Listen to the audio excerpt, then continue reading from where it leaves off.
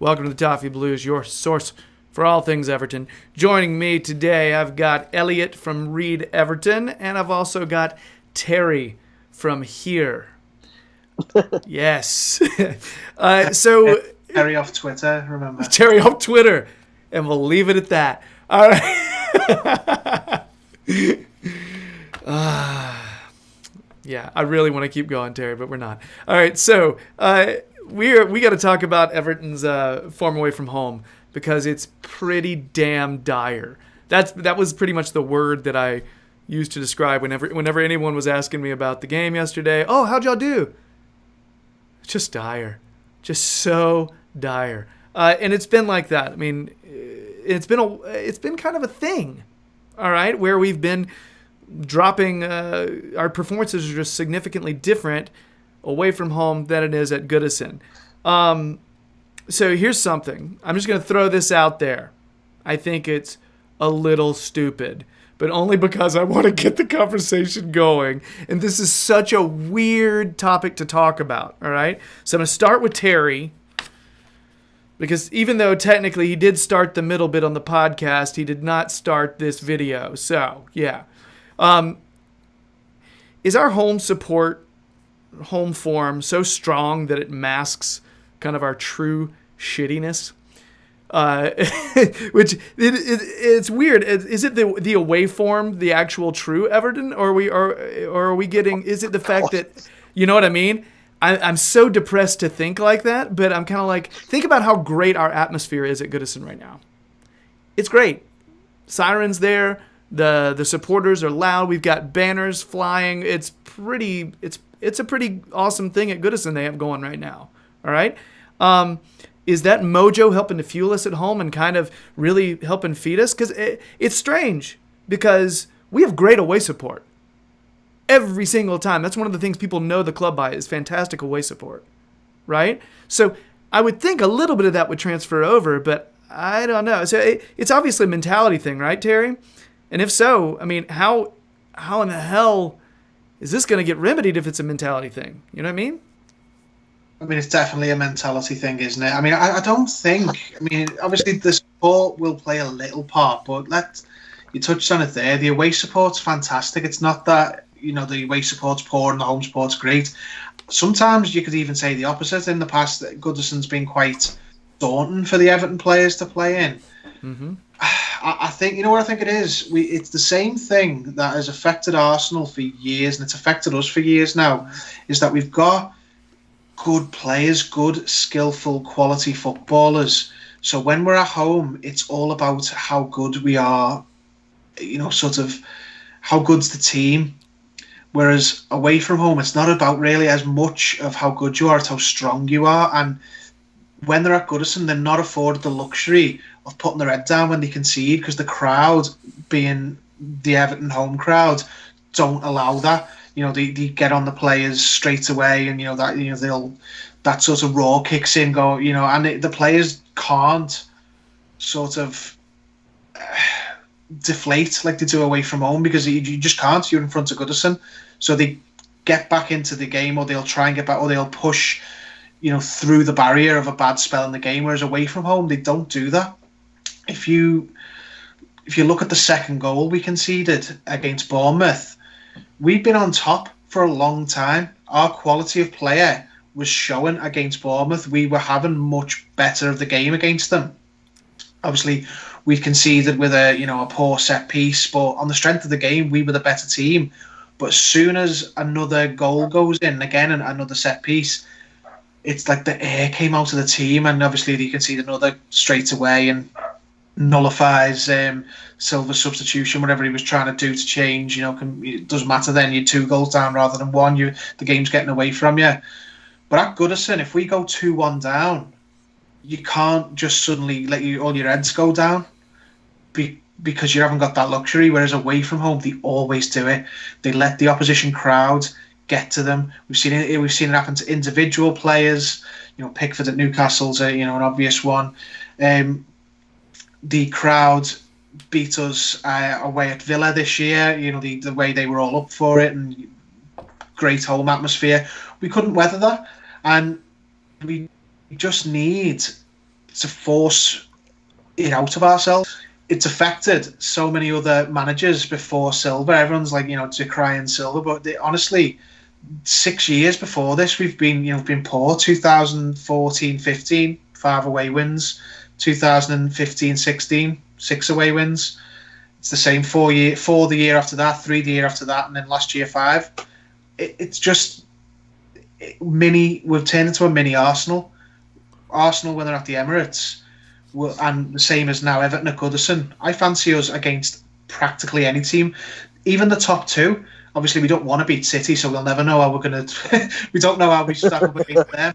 But even in the last 2 years, the home games against Liverpool, there have been 2 draws.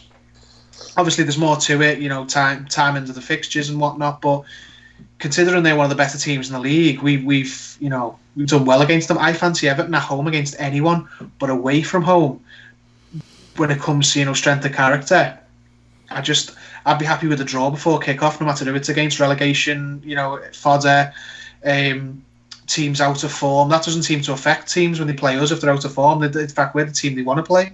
Because if you're out of form or your striker needs a goal or whatever, play Everton, because we always seem to crumble under pressure. The only way it will, I think, be fixed is just with the players are gonna have to sort it out themselves. We've got you name the squad from 6 years ago. I've just gone back through the wins each season. Then you'll probably see about 3 players who are still in the club, and only one will be starting from 6 years ago, and that'll be Coleman. There's players in the squads who aren't, who are winners or have the makings of winners. Luca Dean, Gerry seems to, be up for a fight. Fabian Delph, he started strongly in the game, and obviously had a bit of a wobbler when he he was at fault for one of the goals. It's just going to be after something that we sort out, the players sort out amongst themselves, because it can't go on. It's gone through several managers and several sets of players, and it just seems to be ingrained in the club at this point. But it can't stay like that if we ever want to achieve anything. Elliot, you want to contribute on that? Because Yeah. I mean, I agree with a lot of that. I think it's tough to harp on about mentality and excuse me, and mentality being the only issue, but it's such a big part of it, and I do feel that sometimes Everton go away and they're frightened as such. They don't feel comfortable. They're on edge. They're already having to compete. They've already got a negative handicap from the very beginning, and it's not something that long term is going to serve us well. And you're right in that. In the past, in the last 5 years, there was a period where we were horrendous at home, and every single time, I remember Ross Barkley getting so much grief from the fan base that he was really struggling personally to cope with the pressure because Goodison became so toxic. And now that it's night and day compared to what it is now, and it's like a pendulum. We seem to be able to fix one problem and then the next one arises, and if we can fix that one, then this goes wrong. And I don't know how we really get around that, how we amend that. You can always look at more quality players. The better players we have, the more likely we're going to beat whoever we're playing. I don't think there's anything wrong with Marco Silva. I can't see any reason why you question him as a manager. Not this early into his career. I don't think he's made that many missteps. A couple of tactical errors, but nothing major. So I think it's really difficult to try and figure out exactly how you remedy the problem we have. I'm interested to hear what you think, Gerry, because I personally, if I was in charge, I don't know how I would find a fix for this problem. I don't think there's a quick fix, if I'm honest. I feel like the idea of a quick fix is, it'd be great to be like, oh, no, just flip our formation and we're fine. No, you know what I mean? Yeah. No, I think this is one thing. We as a club, we get a lot of bad breaks, don't we? We get a lot of bad breaks on the road, all right? However, if we continue to improve as a club, continue to play better football, continue to make fewer mistakes, continue to be clinical when we have those chances in front of goal. Sigurdsson gets that chance second half. It's 4 yards to the left or right. It's probably in. Instead, it's pretty much right at the keeper. Moments like that. And granted, that was a tough one, but still, we had some chances. We didn't put them in. All right? If we continue to get better, we are going to get more of these breaks. We're just going to. And it's going to take old-fashioned bullying through the circumstances to change the culture, to change the mentality. I don't see any other way. You know what? I mean, it's just a matter of our team continuing to, and you're right, guys, they're going to have to come together and be like, and make some decisions. But no, I don't think any amount of team meetings is going to change mentality in one night. But it may get them through one game. There's something about having that inner confidence when you walk in a room knowing, I've done this before. That is a different level when you walk in and you're almost made out of Kevlar. You know what I mean? You're floating on a cloud. You literally float in, and you know you've done it before. And I think it's just going to take us doing it, becoming a better football team.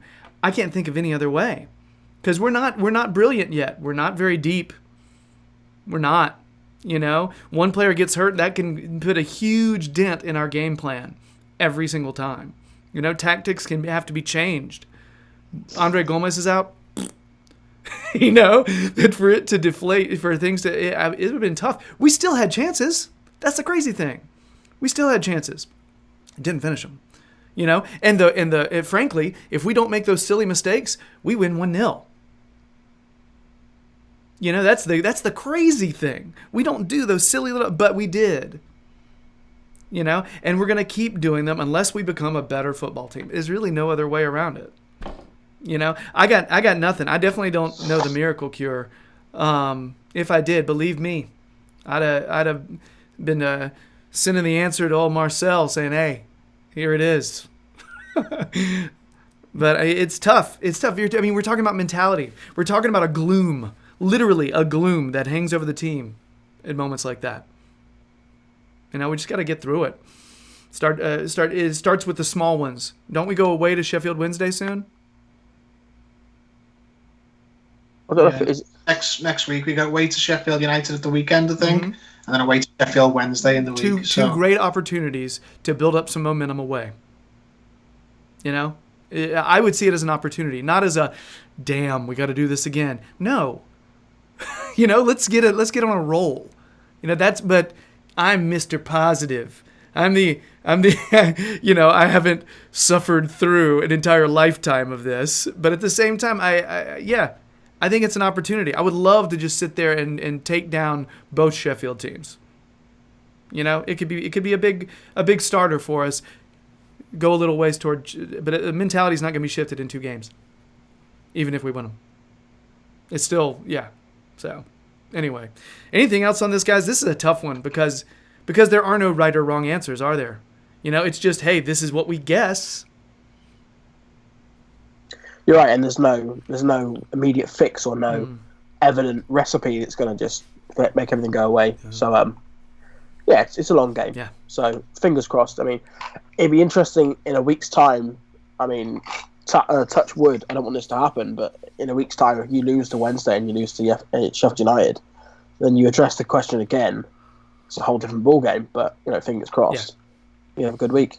Definitely. All right. So, guys, we feel like we've given this ample attention at the moment. Mm-hmm. Let's hope we get to do this same segment in a different way coming up in the future.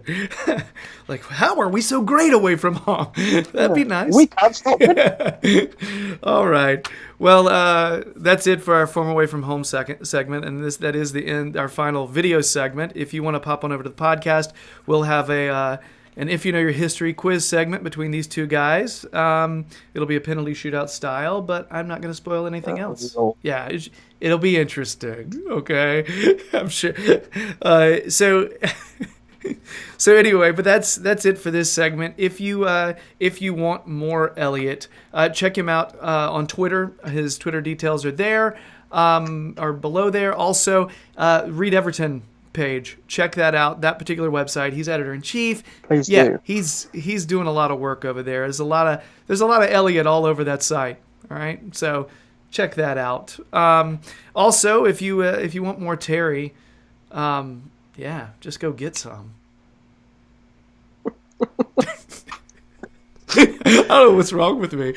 So if you want more Terry, Liverpool Echo fan Gerry, I'll check out his Twitter. He'll tell you when and where he's going to be there. And remember, the hugs for the man. Give him a hug. That's it. We're going to move on over to the podcast. Elliot, Terry, thanks so much. I'll talk to you later, guys. All right. Bye-bye.